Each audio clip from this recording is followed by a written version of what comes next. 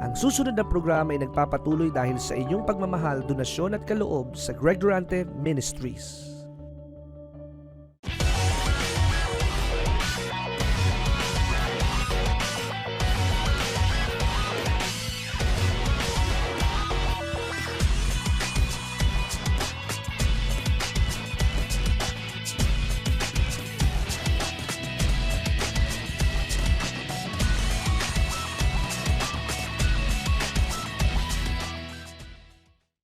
At ang titulo po ng mensahe,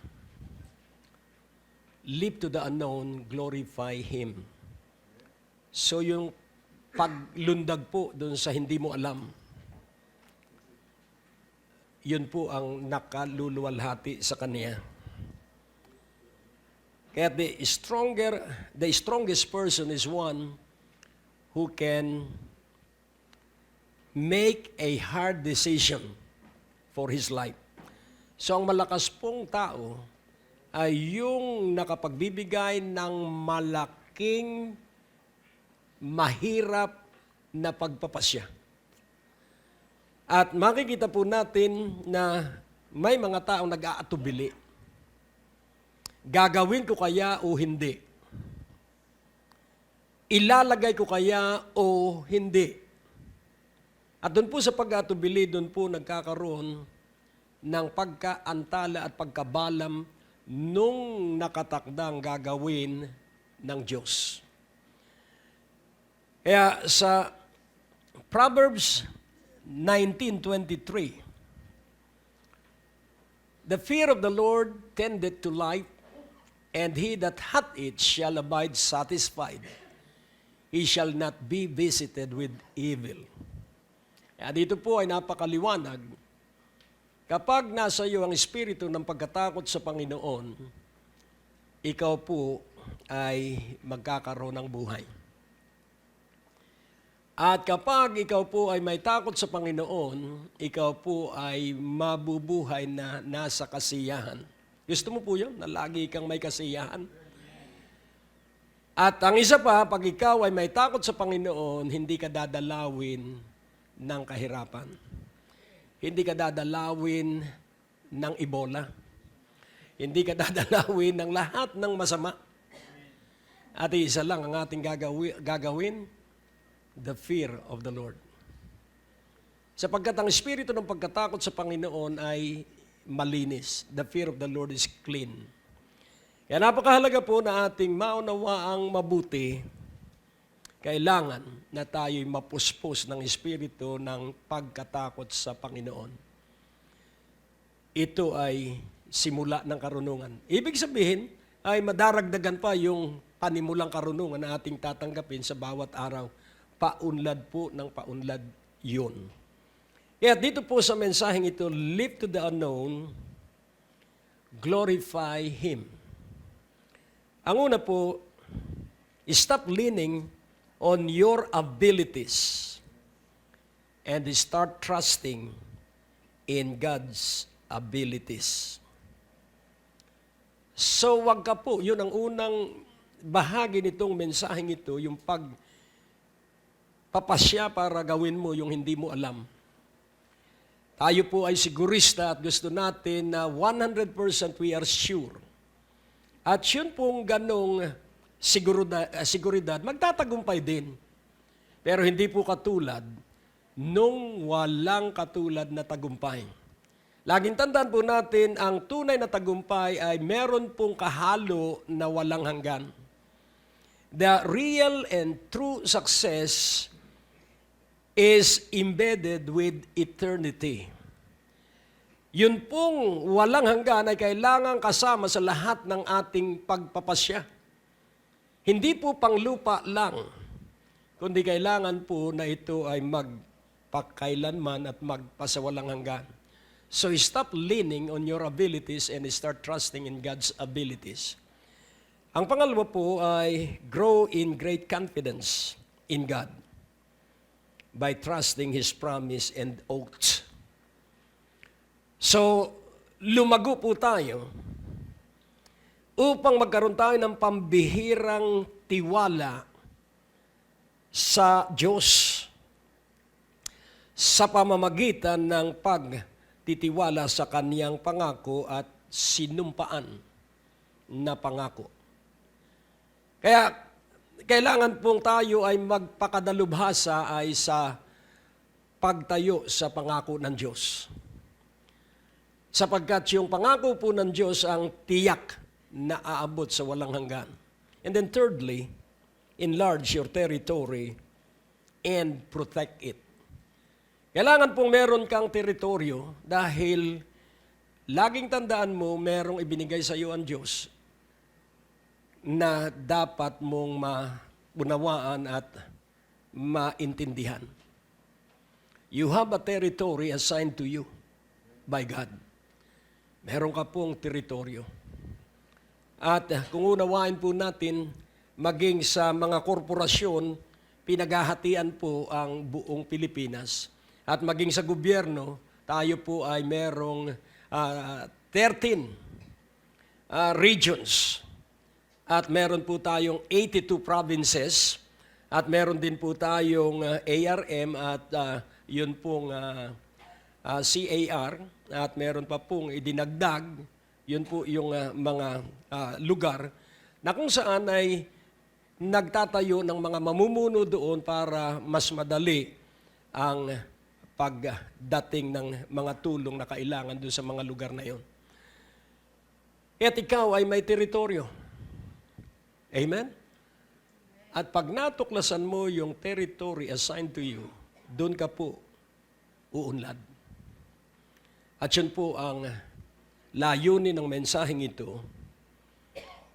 At kung iyo pong uunawain at babalikan sa inyong alaala, nung tawagin ng Diyos si Abram, hindi pa si Abraham, pinalitan ng kanyang pangalan at dinagdagan ng dahil siya ay Abram, at pinalitan ng Abraham. At kung titingnan po natin, ito ay isang pagbabago na kaya siya ay naging Abraham ay dahil siya ay natutong magtiwala sa Diyos. Si Jacob ay dating Jacob at pinalitan ng pangalang Israel sapagkat siya ay nagtagumpay sa kanyang sarili at nakuha niya ang pagpapalat pabor ng Diyos. Kaya sa pagkuha niya ng pagpapalat pabor na mula sa Diyos, pati tao ay napagtagumpayan niya. Ang kinatatakutan ng tao ay kapwa-tao. Pero ang lahat ng ang takot ay sa Diyos lamang, wala siyang katatakutang tao. Kaya't napakahalaga po na ating maunawaan, bakit tayo ay titigil sa pagtitiwala sa ating mga abilidad? Marami po tayong abilidad. At ako ay hanga sa mga taong merong iba't ibang abilidad. Pero laging tandaan po natin, may higit pa ron dapat tayong matutunan. Dahil yung lahat ng kakayahan natin, maganda po yan dahil yan ay regalong buhat sa Diyos. Pero yan po ay merong hangganan. Pero dun sa hangganan ng ating kakayahan, kailangang higdan po natin yon. At kahit po, ito po'y natural. Kahit po napakadilim. Halimbawa, sa buong NCR, napakadilim dahil natatakpan ng ulap. Alam mo, pag sumakay ka ng eroplano at lumampas yung eroplano sa ulap, napakaliwanag po doon. At pag ikaw po ay sakay ng eroplano at magta-travel ka doon sa mga different time zones, magugulat ka na lang kung uupo ka. Pag bago ka pong naglalakbay, hilingin mo na sa tabi kang bintana. Lalo na kung pupunta ka sa isang malayong bansa para makita mo yung pagpapalit ng time zone. Dahil dito, dilim. Dahil gabi, paglampas mo dun sa time zone, maliwanag na maliwanag.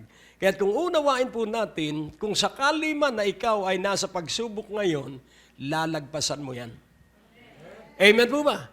Magtatapos ka dyan sapagkat ikaw ay ililipat sa higit na mas mataas na level na ang magtataguyod ay yung napagtagumpayan mong kalagayan.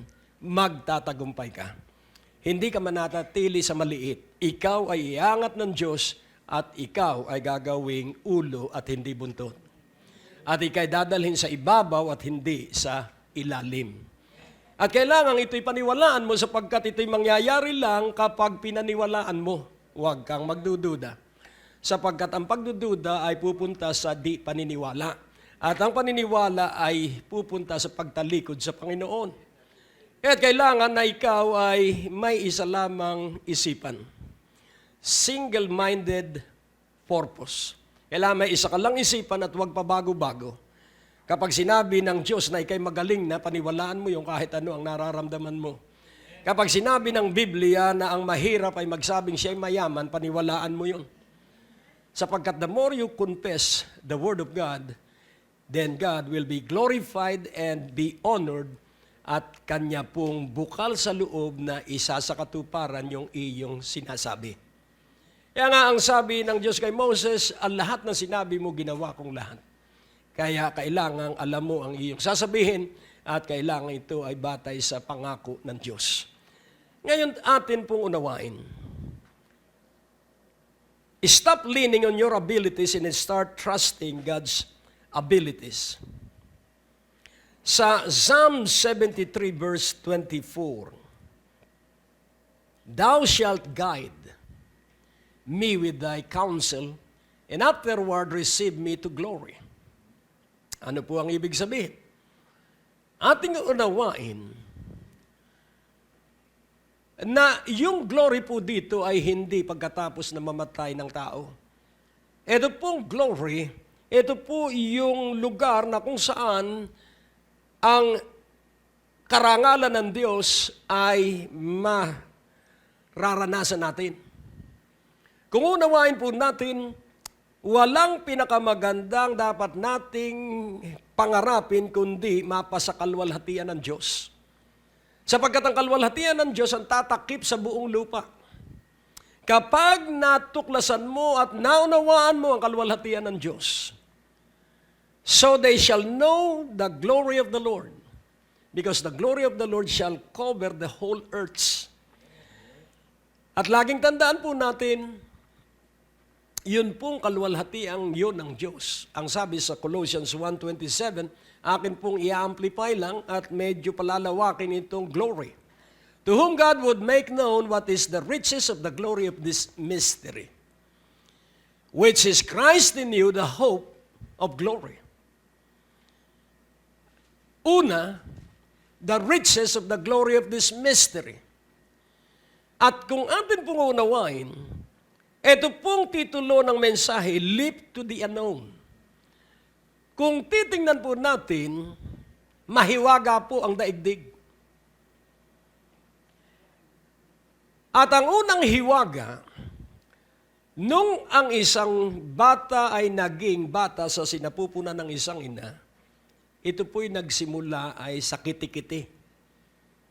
Alam niyo po ba yun na nagsimula ito sa sperm at eggs cell?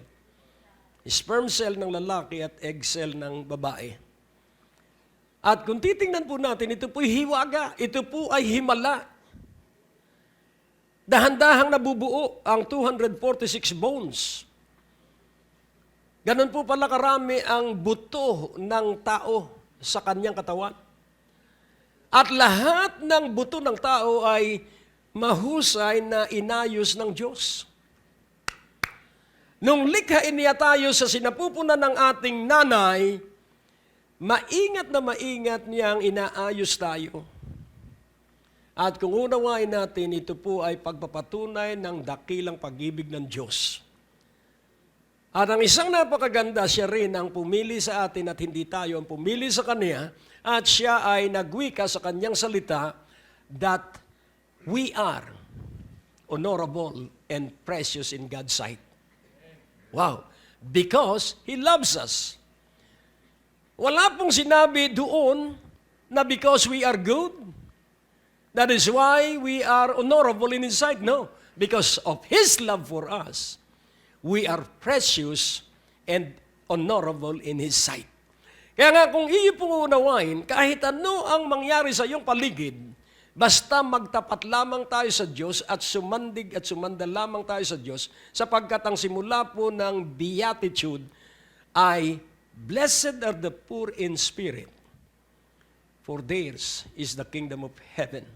Yun pong poor in spirit, hindi po ibig sabihin ay intellectually ay walang alam. Hindi po. Ang poor in the spirit, kahit sa kanyang karunungan at katalinuhan, katulad ni Moses, nung utusan siya ng Diyos na pumunta doon sa isang lugaran, sabi ni Moses, "No, I will not go unless I am sure that your presence will go with me."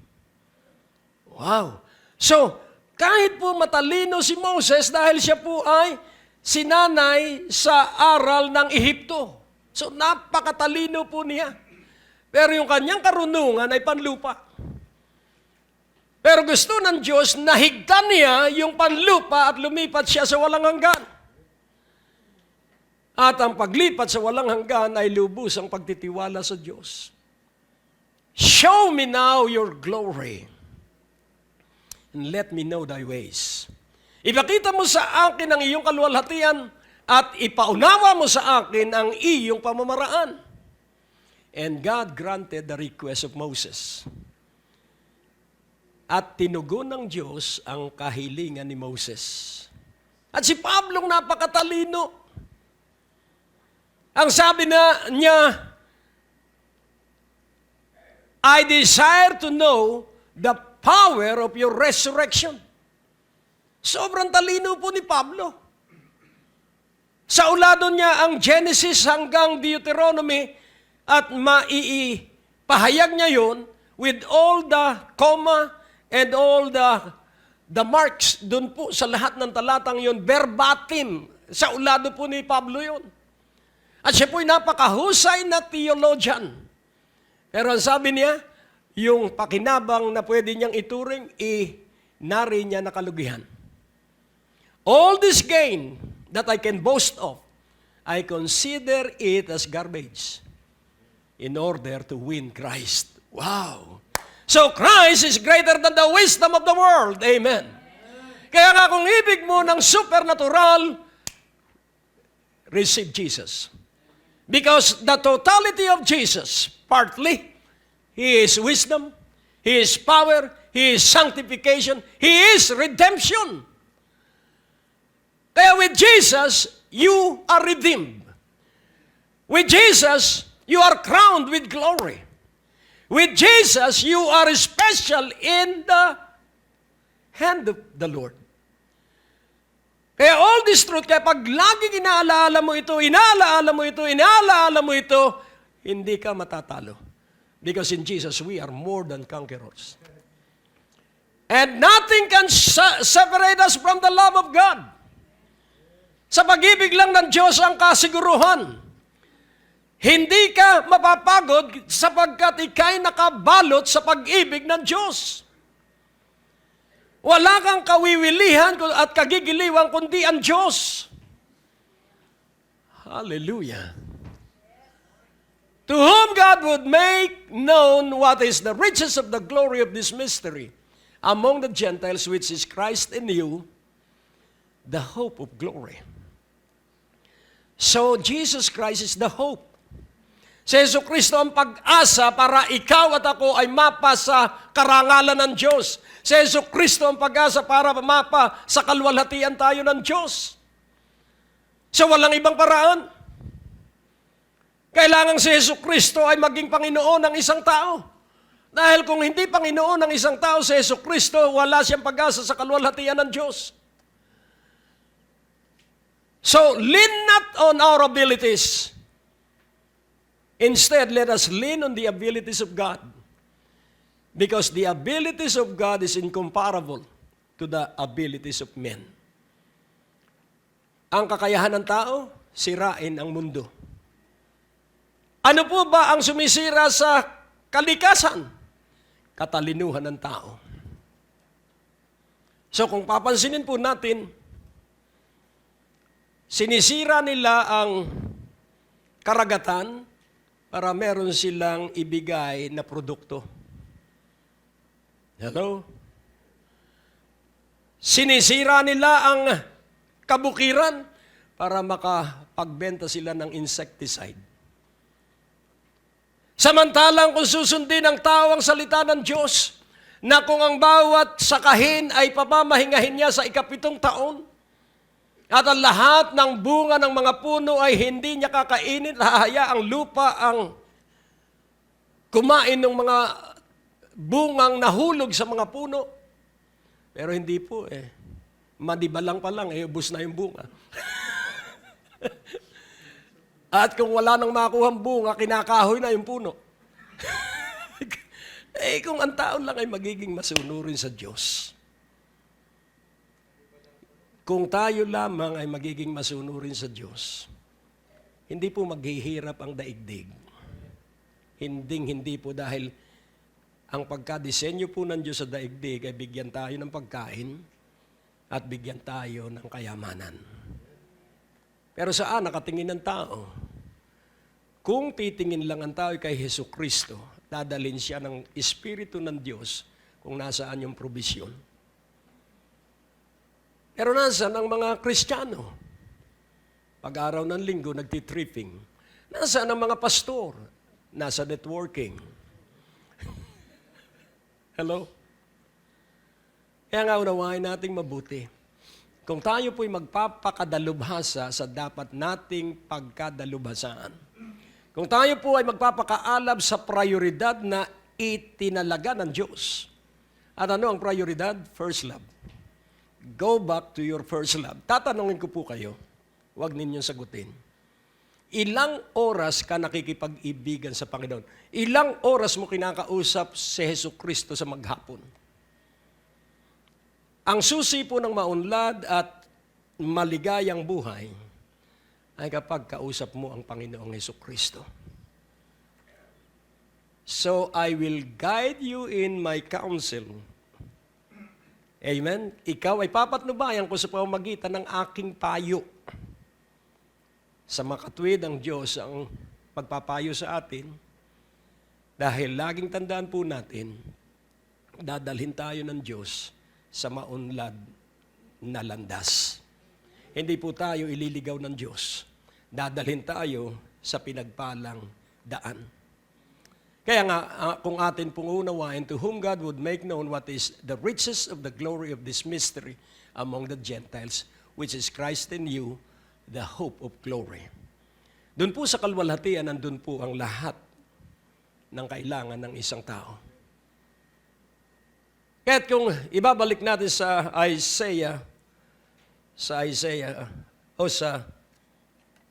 Proverbs 19:23. The fear of the Lord tendeth to life, and he that hath it shall abide satisfied, he shall not be visited with evil. So, ikaw po at ako'y mananatiling may kasiyahan. Dahil may takot tayo sa Panginoon. At ang isang palatandang may takot tayo sa Panginoon, nasa gawain tayo ngayon. At ang isa pang palatandang may takot tayo sa Panginoon, nagbabasa tayo ng Biblia. And then sa Psalm 73:24, Thou shalt guide me with thy counsel, and afterward receive me to glory. Then verse 25, Whom have I in heaven but thee? And there is none upon earth that I desire beside thee. So pansinin po natin yung have and desire. Sino ang akin? Sino ang nasa akin sa langit? Kundi ikaw. Katanungan niya po yun. At walang sino man sa lupa akong minimithi, kundi tanging ikaw lang. Paano po natin ito praktikal na maisasagawa sa buhay? Laging tandaan po natin na tayo tinuruang manalangin at sa ating panalangin hihingi tayo sa Ama sa pangalan ni Jesus. Kung lalakad tayo, paglabas ng bahay, patnubayan mo po ako, Ama, sa pangalan ni Jesus. Hihingi ka ng patnubayan mo po ako, Ama, sa pangalan ni Jesus. Yung mag-ama po ay dapat laging magkasabay. Amen po ba? Imulat mo po ang aking isipan upang makita ko ang iyong isipan, Ama, sa pangalan ni Jesus. Kung ikay nasa hanap buhay, Ama, ituro mo sa akin kung paano sa hanap buhay na ito na ibinigay mo sa akin, ikaw ay maluluwalhati ko sa pangalan ni Jesus. Huwag mo pong kalilimutan, ang Ama ay tutugon lang sa pangalan ni Jesus. Walang ibang pangalan. Kailangan sa pangalan lamang ni Jesus. Kaya't kung atin pong uunawain, nagtitiwala ako sa Diyos dahil siya lang ang may karunungan na walang kapantay.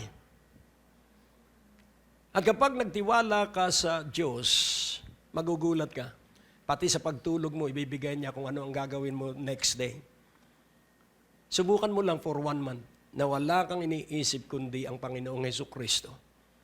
Kausapin mo lamang araw-araw ang Panginoong Hesukristo at ikukwento niya. Ikwento mo, Panginoong Jesus. Mahilig pong magkwento ang Panginoon. Di po ba pag nung kasama niya ang kanyang mga alagad, kwentuhan sila ng kwentuhan. Pero pagdating ng takdang oras na siya makikipag-usap sa kanyang ama, iniiwan niya yung kanyang mga alagad. Sapagkat ang pangunahin sa kanya ay ang fellowship. Ang sikreto po ng maunlad na buhay ay intimate relationship with the Father and with the Son and with the Holy Spirit. Hindi ka po mapapagod sa iyong buhay. Tatanda tayong lahat. At yung iba ay nagugumon sa pagpapaunlad ng kanilang buhay. At sila ay nagtatayo ng magagandang mga bahay. At gusto nila na ang pangalan nila ay nakalagay sa kalsada. O di kaya ay magtatayo sila ng pambihirang museum at ilalagay nila ang pangalan nila. Pero darating ang panahon na walang ibang pangalang maaalaala kundi ang pangalan ng Panginoong Jesus. Kung sakali halimbawa na ang pangalan ko inilagay ko sa isang lugar, pagkalipas po ng 10 taon, magtatanong yung mga bata, sino ba yung Greg Duranting yan? Nakakalimutan na po nila sapagkat hindi ko sila nakasama nung aking panahon. Kaya nga ating unawain po na ang pangalan ng Panginoong Hesukristo ang nasa ibabaw ng lahat ng pangalan. At kung ibig mo na ang iyong pangalan ay maparangalan ng Diyos, parangalan mo ang pangalan ng Panginoong Jesus. Sa paanong paraan? Kailangan pong ikaw ay mahilig sa Diyos. So ngayon pong sandaling ito ay isang paanyaya sa ating pangatlong Partners Gathering sa September 24. Ang April 21 sa Crown Plaza ay nagipong matagumpay dahil ito ay utos at ibig ng Diyos. At ang July 23 na Partners Gathering ay nagiuling matagumpay. Dahil muli ito ay utos at ibig ng Diyos. Basta utos at ibig ng Diyos, laging may kalakip na pagtatagumpay. This time, ang tema ng ating pagtitipon sa September 24, dito po sa Green Hills, sa second floor ng Medicor Building, at ang atin pong ticket, $750 because meron po tayong lunch at meron po tayong snack sa hapon. At ako po'y naniniwala, ang tema po natin ay Your inheritance will be forever. Your inheritance shall be forever. At ito po ay nasa Psalms 37 verse 18. The righteous, their inheritance shall be forever.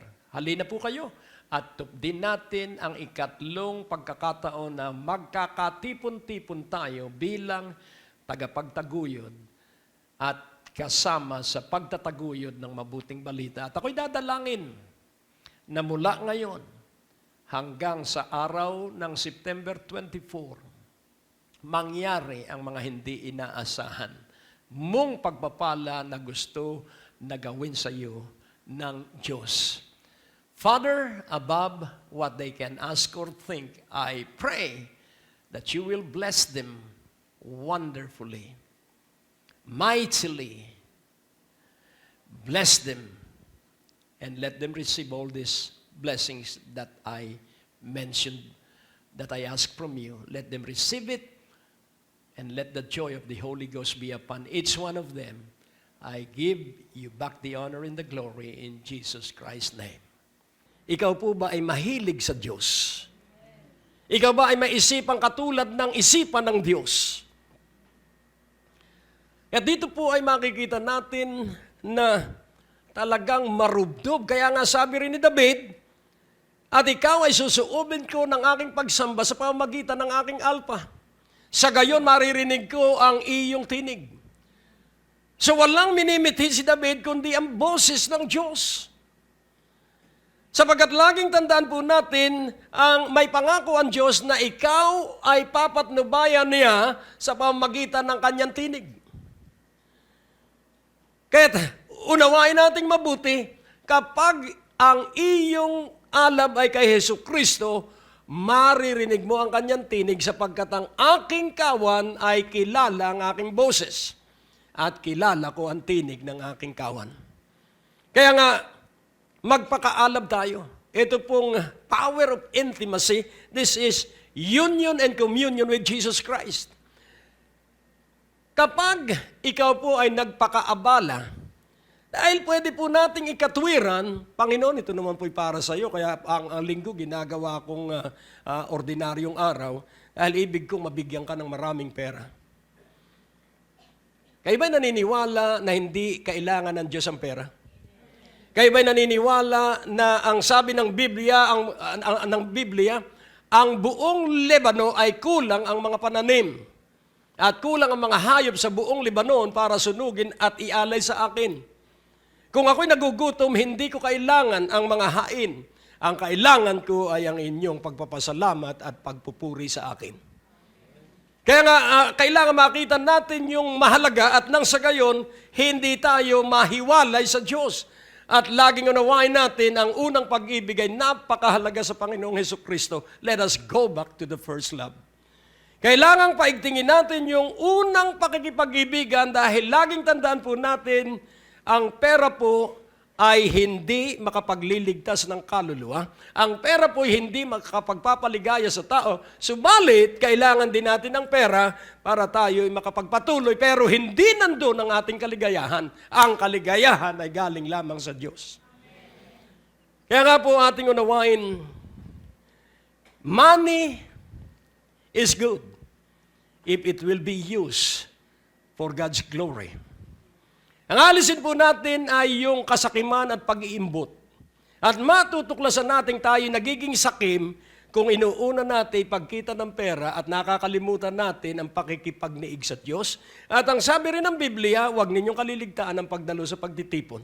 Kaya kapag hindi na tayo nakadadalo sa pagtitipon, ang ibig sabihin, early indicator na mas mahalaga sa atin ang ating sarili at ang ating pangarap. Huwag po gawin nating una ang una. At ang una ay pakikipag-ibigan sa Panginoon at pagdalo sa pagtitipon. Dahil laging tandaan natin, tayo bahagi ng iisang katawan at ang ulo ay ang Panginoong Hesukristo. Kaya sa tuwing magtitipon tayo, tayo ay nagiging bahagi ng iisang katawan.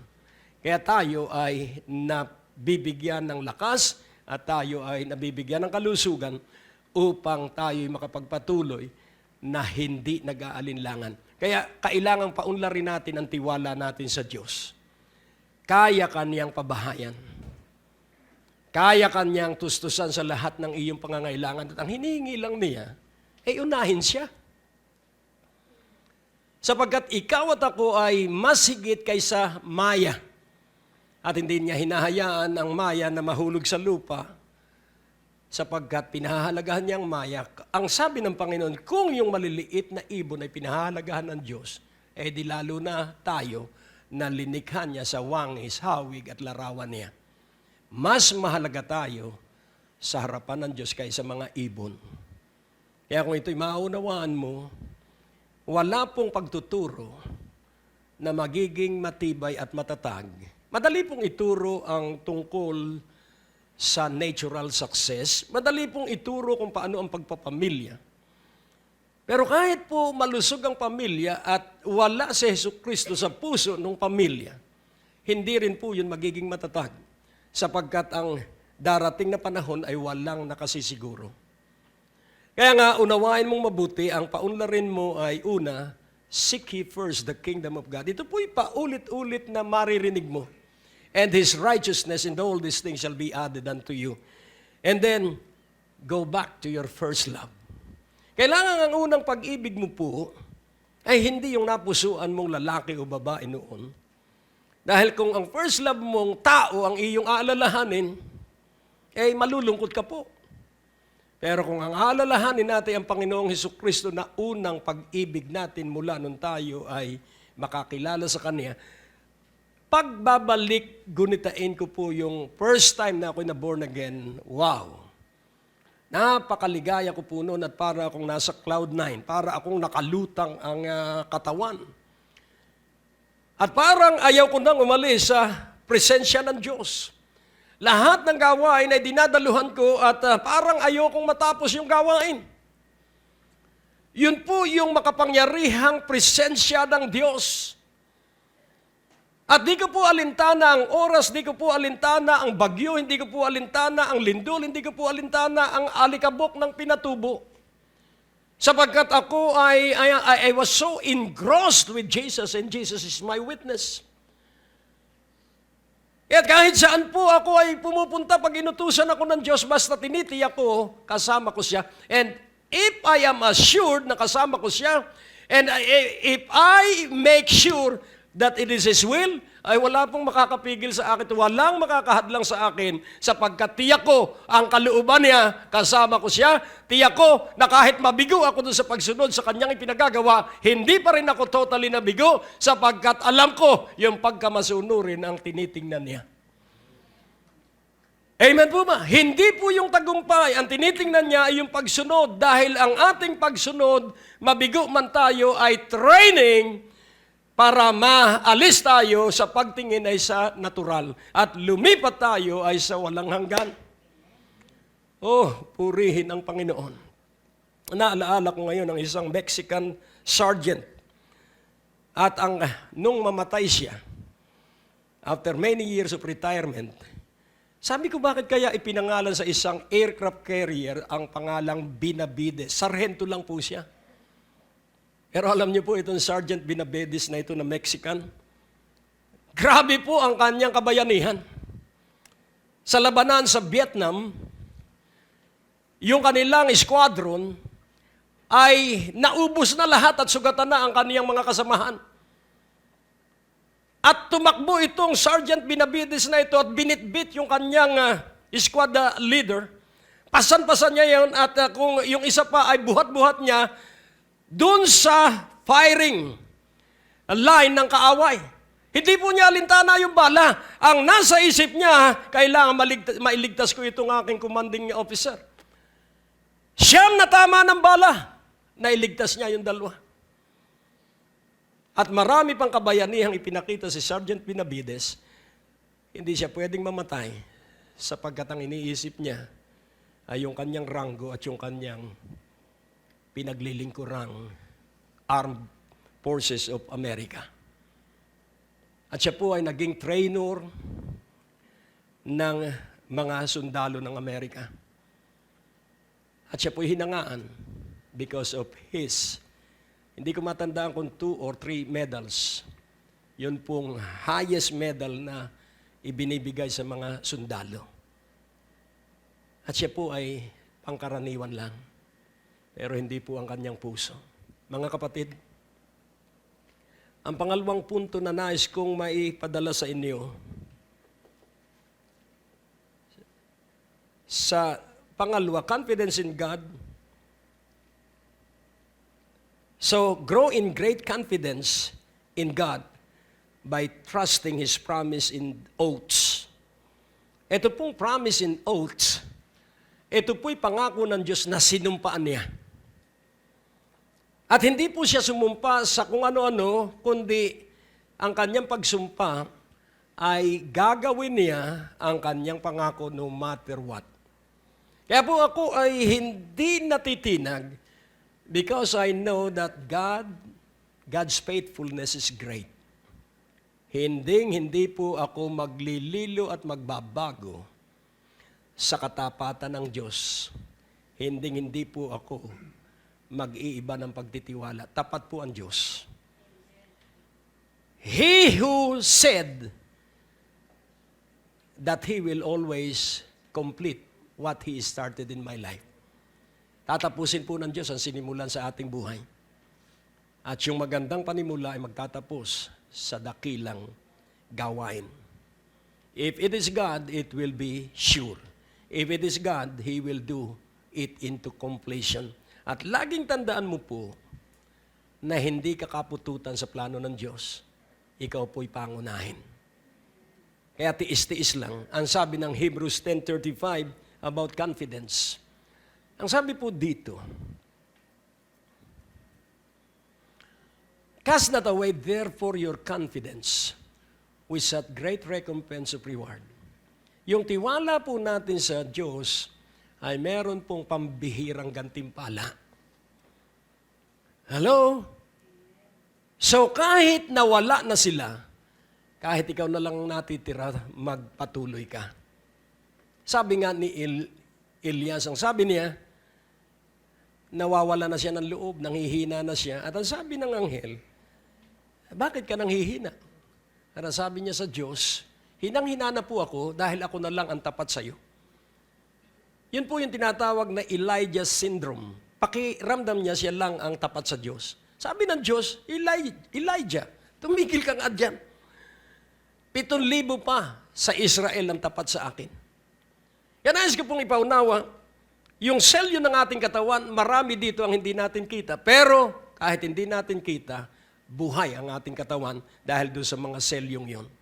Kaya nga buhay ang katawan ng Panginoong Jesucristo, and the church is the body of Jesus Christ, and the church is designed to be the strongest force on the face of the earth. Kaya nga kung tayo po'y lalakad na nagtitiwala sa Diyos at umaasa sa kakayahan ng Diyos, mapalad ang mga aba na walang inaasahan kundi ang Diyos, ikaw po ay mag-i-excel. Ikaw po ay aangat sa iyong hanap buhay sapagkat ang Diyos ang mapaparangalan sa iyong hanap buhay. Kaya nga kung ang puso mo ay nakatuon lamang sa pagpaparangal sa Diyos, ito ang sasabihin ko sa iyo, pararangalan ka ng Diyos dahil sa kanyang pangalan. O, purihin ang Panginoon. Ikaw ba'y naniniwala na malaki ang kinabukasan mo? Every promise that God ever spoke to you through a dream, a word spoken by God, or a prophecy through His written word will be fulfilled. So lahat po ng pangako ng Diyos sa iyong buhay, paniwalaan mo at ito ay isa sa katuparan ng Diyos because promotion neither come from the east nor from the west. Promotion come from on high. Ang Diyos po ang mag-aangat sa atin, ang Diyos po ang magpaparangal sa atin at ikagugulat mo ang pagpaparangal niya sapagkat sasabihin mo, bakit ako pinagpapala ng Diyos ng sobra, ako'y pangkaraniwang tao lamang. Yun po ang iyak ni David. Hindi po siya umiyak na wala siyang pera. Hindi po siya umiyak dahil siya ay laging bigo. Ang iyak niya, bakit po ako pinagkakaabalahan mo ng ganito? Nais kong maunawaan mo, pag ikaw ay may takot sa Panginoon, maaabala sa iyo ang Panginoon at ang buong langit. At pag pinagkabalahan ka ng buong langit, ang iyak mo na ganito katulad ni David. Bakit po sobra-sobra ang pagpapala mo sa akin? Ibigay mo naman sa aking mga kamag-anak. At sasabihin ng Diyos, hindi, sa iyo lang yan. Ikaw na mamigay sa kamag-anak mo. Amen? Amen! Purihin ang Panginoon sapagkat makikita nila na ang Diyos natin ay totoong Diyos. Purihin ang Panginoon. Sabihin mo sa iyong sarili, mangyayari sa akin yan. Ulitin mo para maganda sa iyong pakiramdam. Mangyayari sa akin yan. And then number 3, enlarge your territory and protect it. Sa Isaiah 54:2 and 3, it is about a dream, about a vision, and about acting on the dream. So ang pangarap po ay nagiging pangitain. At kapag hindi mo isinagawa yung iyong napanaginip na pangitain, lalampas po yun. Pero wag mong babaliwalain ang pangitain. At ang sabi po dito, enlarge the place of thy tents, and let them stretch forth the curtains of thine habitations.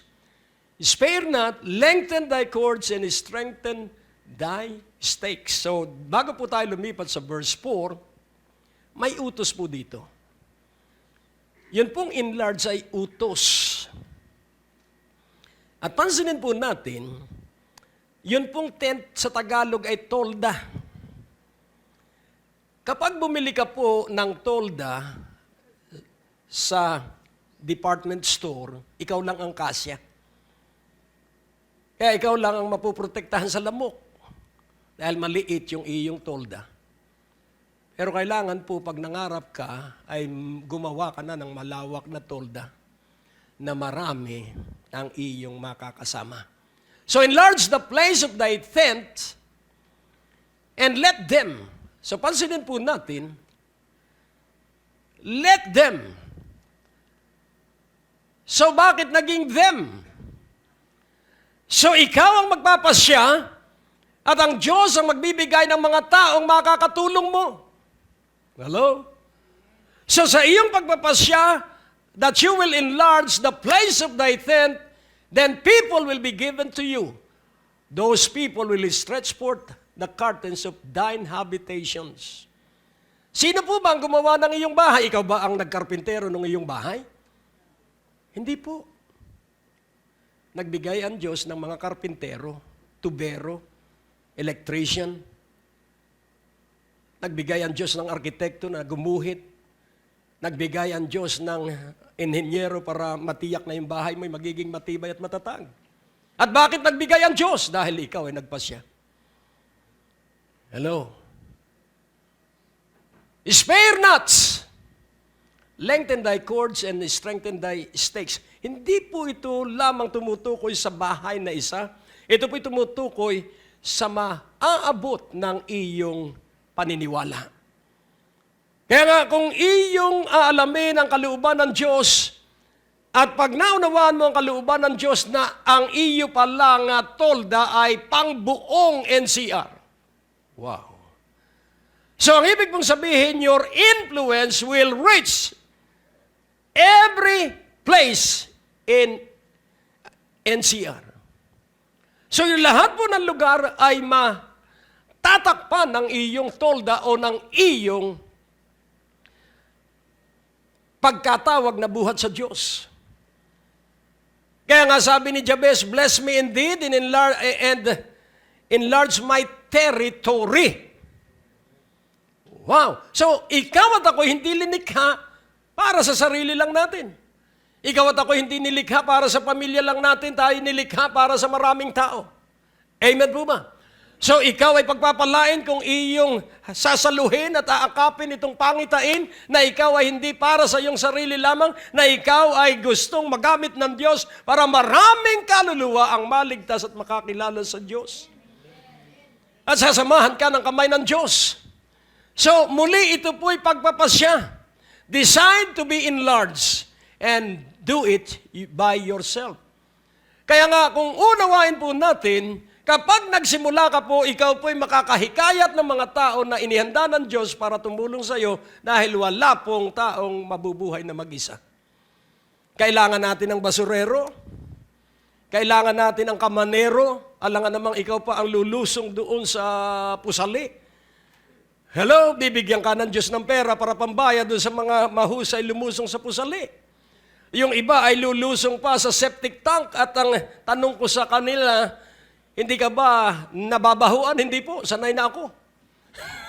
Eh kung ikaw pa ang lulusong doon sa septic tank, eh hindi na, dahil magbibigay ang Diyos ng mga tao para sa iyo.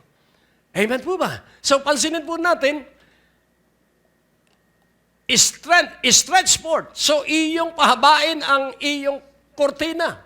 Mga kortina. Ito po'y tumutukoy sa lugar na kung saan inihanda ka ng Diyos na pagpalain. At patibayin mo yung mga pampatibay, yung stakes po, yun po yung mga sa ating panahon, bakal po yun.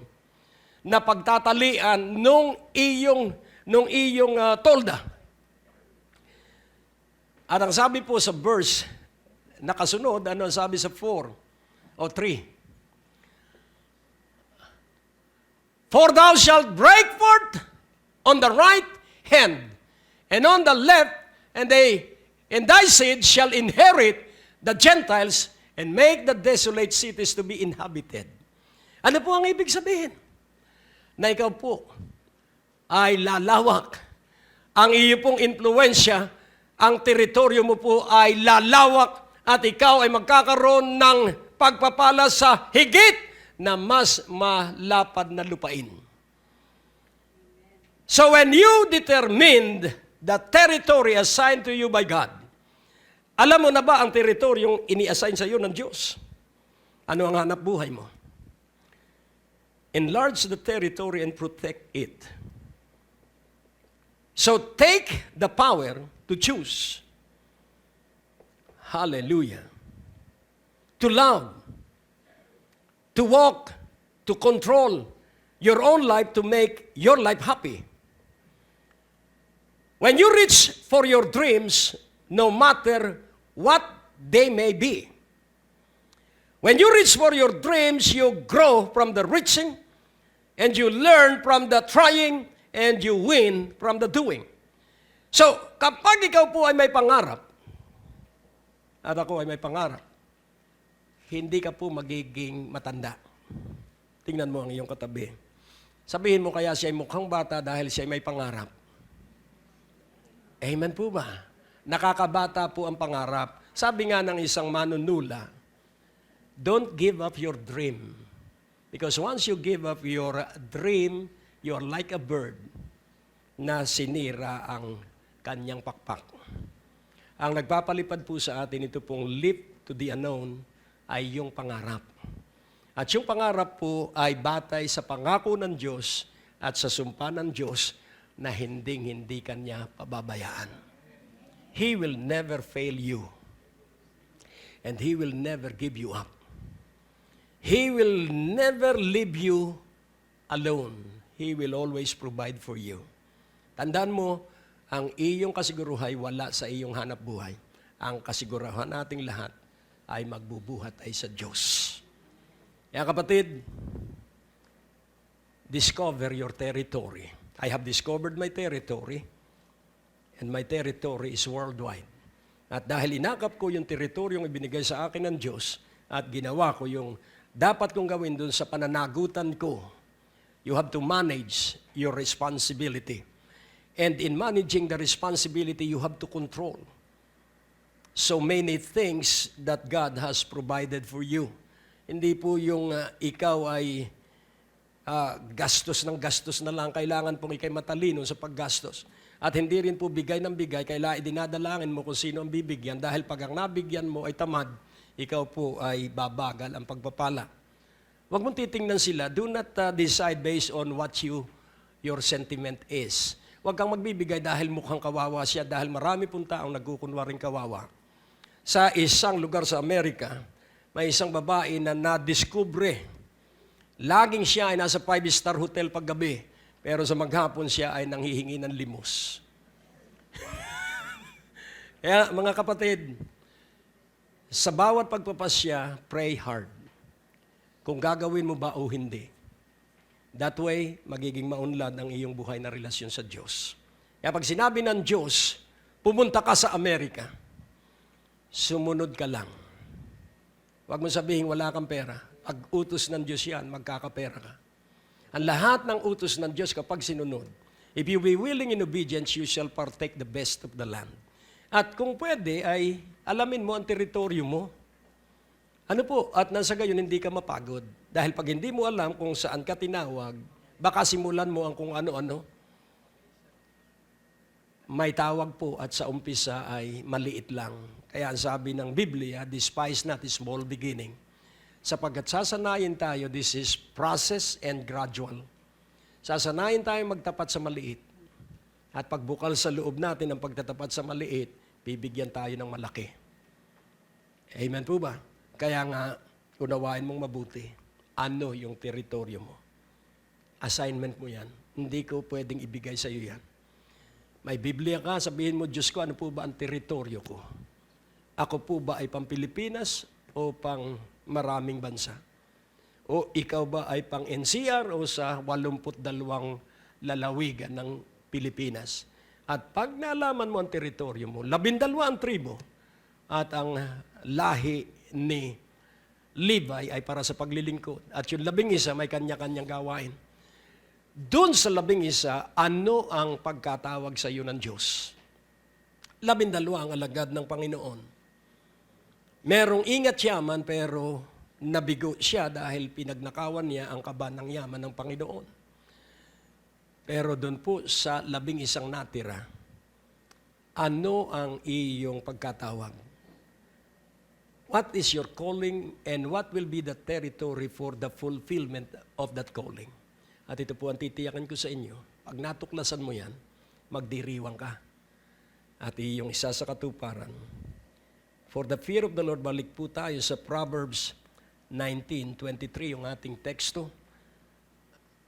The fear of the Lord tendeth to life, and he that hath it shall abide satisfied, he shall not be visited with evil.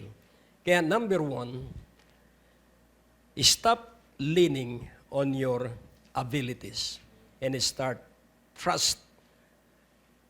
trusting God's abilities. Then pangalawa, grow in great confidence in God by trusting His promise and oath. And then number 3, enlarge your territory and protect it. That way, ikaw po ay mabubuhay na may kapayapaan at may kasiyahan. Dahil wala pong pagkilos na nasasayang. Lagi pong lahat yan ay may pakinabang. Manalangin po tayo. O Diyos, aming Ama, salamat. At nalalaman namin na ikaw ay buhay at kami sinasamahan mo. Pagpalaan mo po ang iyong mga anak at ang mensahe ay maging personal nilang mensahe at maranasan nila ang kagandahan ng pagkamasunurin. Di po ba? Sabi mo, if we be willing and obedient, we shall partake the best of the land. Let us all be partakers of the best by our obedience and willingness. Kaya Ama, maluwalhati ka sa pangalan ni Jesus. Amen. Ang Diyos po ay napakabuti.